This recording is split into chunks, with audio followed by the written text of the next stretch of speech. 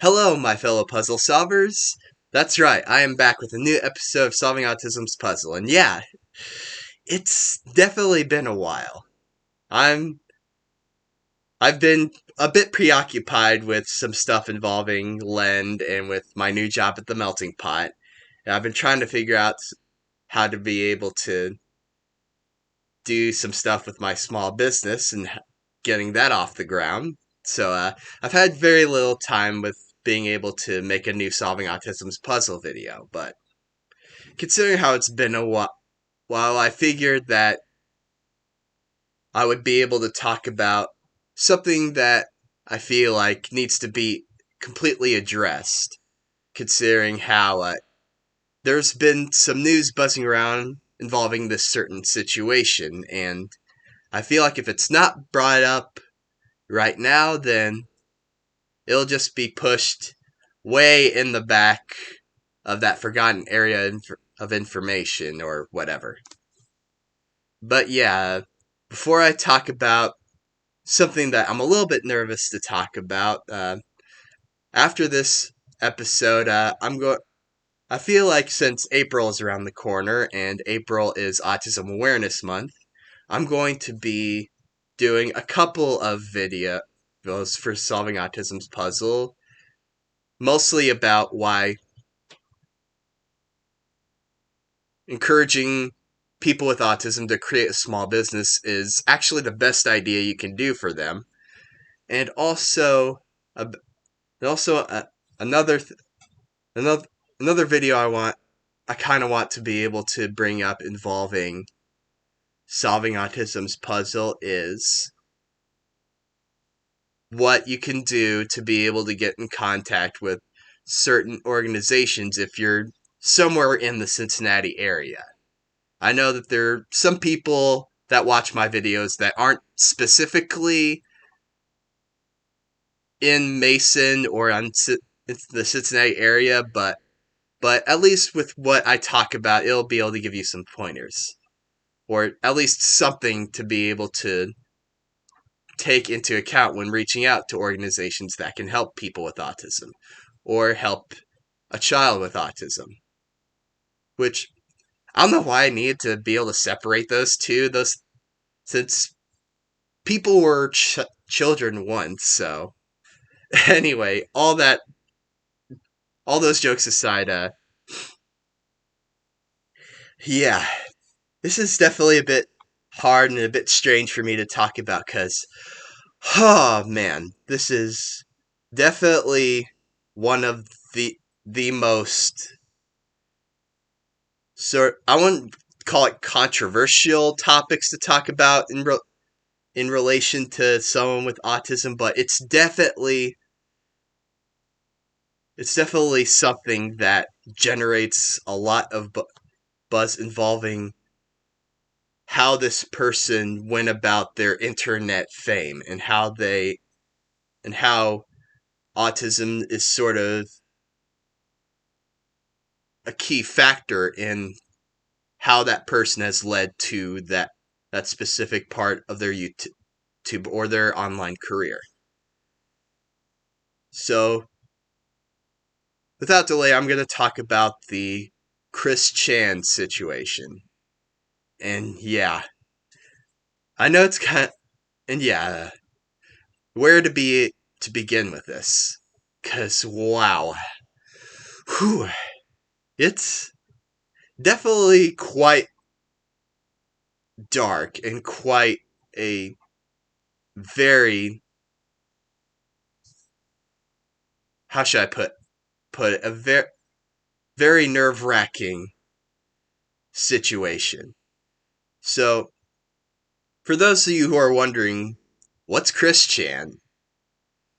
Well, basically, Chris Chan is a YouTube channel that's run by, well, she's now called Christine Chandler, but she used to be a man called Christian Chandler. And there were some stories about Christine where back when she was still a man,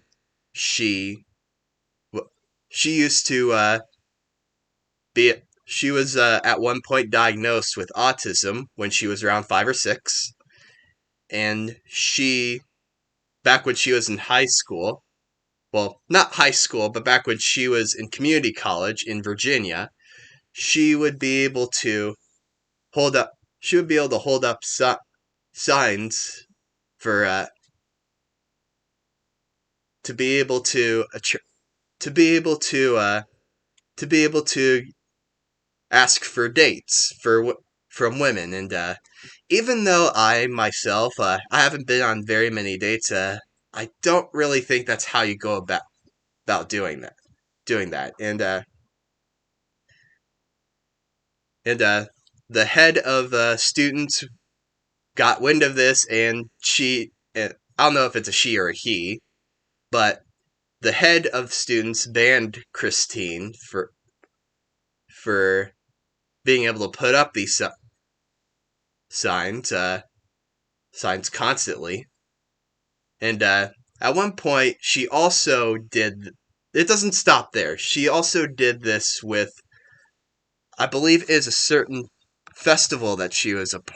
that she got involved with. Let me see, let me see here.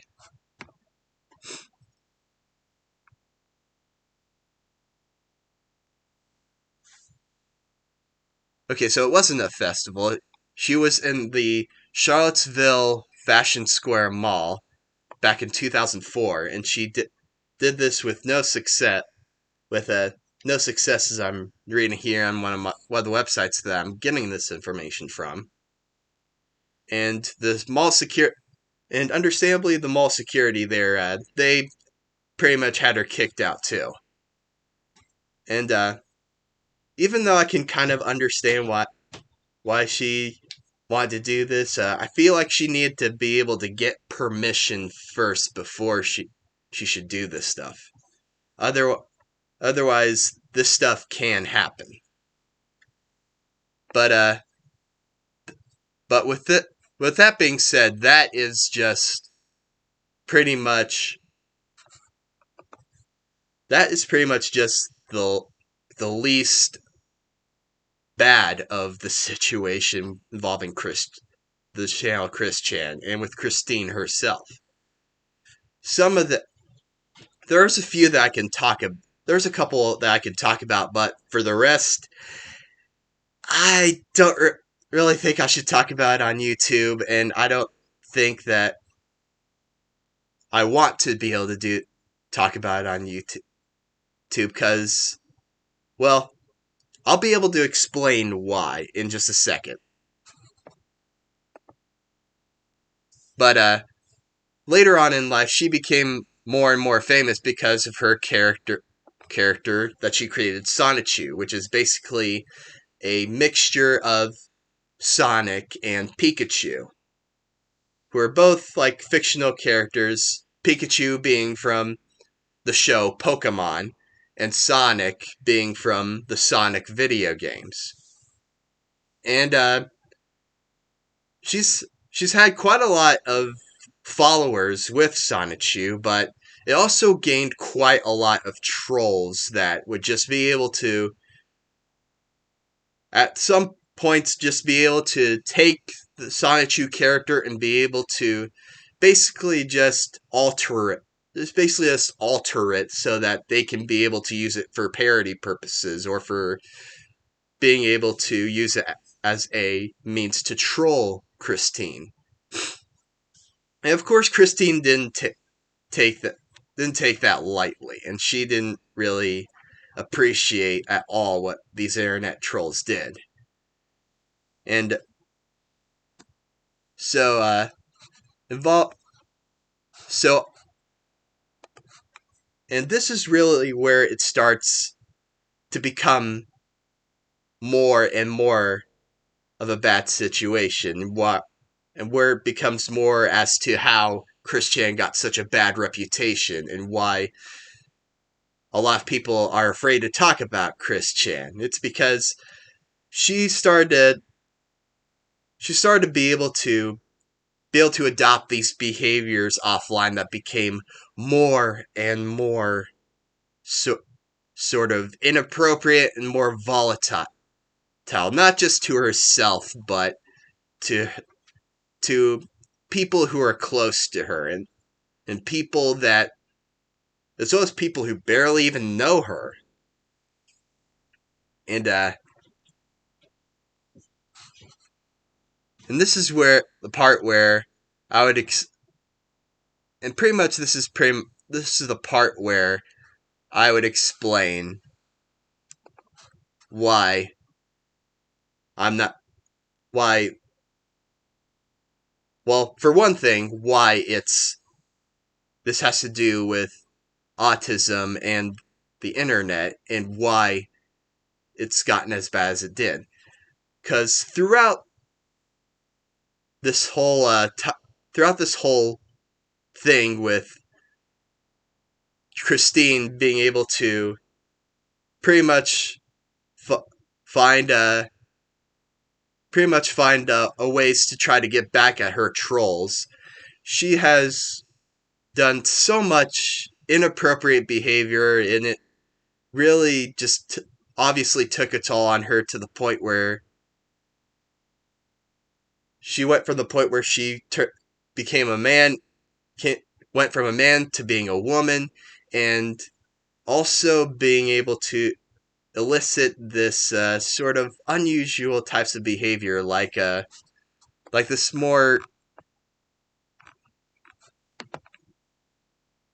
like the one that she coined here, like this term that she coined here called the dimensional merge, where she feels like with what happened at the pandemic and what happened with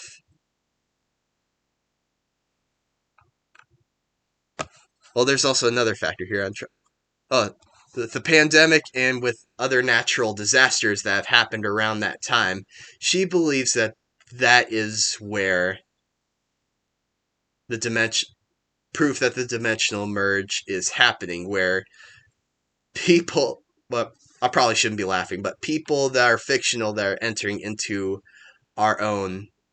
sort sort of existence, and this is, and obviously this is definitely so this is definitely very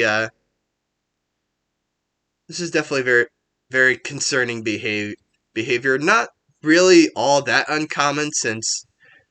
back when I was 13 years old or even younger, I've imagined like a whole bunch of superheroes and stuff being sort of real life, but I've sort of kind of grown out of that stage with autism, and I've developed out of it and realizing that superheroes aren't real, and that cartoons and movies and all that stuff, they aren't real life either.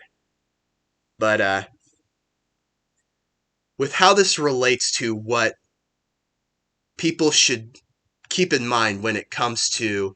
allowing people with autism be able to explore the internet is a couple of things. And one of the things is that you should be careful about and be observant about what people with autism themse- themselves are pretty pretty much searching up for, and what they're doing, because if they aren't self-aware like I am that some of the stuff that they can they can search might be harmful for them, then they're not going to be able to keep all this information. They're not going to be able to, how should I describe it? Be able basically to be able to understand that it's not behavior that they should be able to practice in different environments in places where it's not okay to be able to elicit said behavior. Another thing is that you should never ever is that you should teach them that they should never ever post inappropriate things on the internet, because that's kind of one of the inappropriate things that Christine Chandler did back when she was a man. And it also kind of led to some recent news, which I won't talk about. You're just going to have to look it up involving Christine Chandler. But I have to strongly urge you to search at your own risk because, yeah, it's inappropriate behavior that is just really nerve-wracking, as I said. And the third and final thing that I want to be able to really hammer home with this video is that you should never ever give attention to trolls because that is how they get power. The more attention you give to trolls, the more they're going to have control over you. The more they're going to find ways to be able to basically bring out that dark part of you and use it against you to be able to ruin any chance that you have of either finding a relationship, finding a good career, finding opportunities to help society, or go to good churches. Basically, it'll ruin any opportunity that society that will give to you. So, now that I've finally gotten that out of the way, and thank goodness, what I definitely, and what I definitely took from this is that I'm really glad that I was raised in the community that I was in, and that am able to I'm able to take what I've learned from the Chris Chan situation as something that I shouldn't do on the internet and something that I should be aware of when I go on the internet. Because the thing is about the internet is that people people can be able to do anything on it and remain anonymous while they do it. And that's one of the things that I definitely would warn anyone about when they let their kids use the internet and when they let people with autism be able to use the internet, is that there are some people that can take advantage of them if they're not careful. So with that being said, I'm Greg Miller, and I will see you next time.